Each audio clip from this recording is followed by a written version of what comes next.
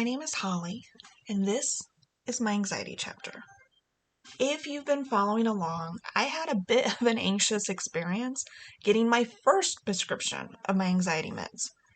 Basically, they shipped to some random address to a town that I haven't lived in for over a decade. You can read more about it at my blog at myanxietychapter.com or scroll back to find the podcast, our Redbox Rx, an anxious experience.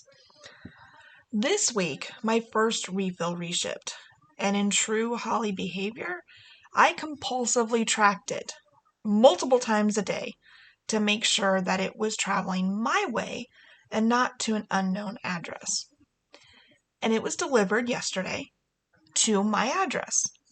Then I received an email from Redbox Rx stating that my prescription had been reshipped. I opened my box and carefully checked the label to confirm that I had received the right medication before responding to the email.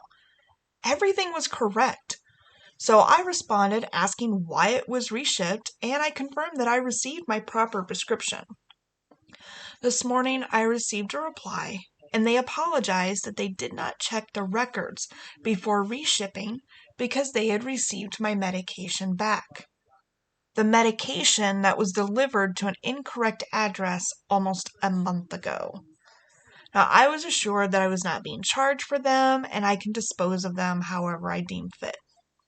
Now, on one hand, I'm very grateful that my medication is not out there in some unknown place being potentially used in a way that could harm someone.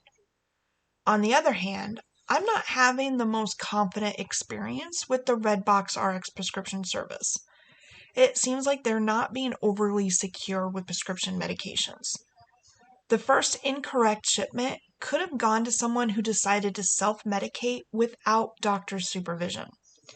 This second bottle that's coming to me could be abused if I was the type of person who decided to self-adjust my dosage.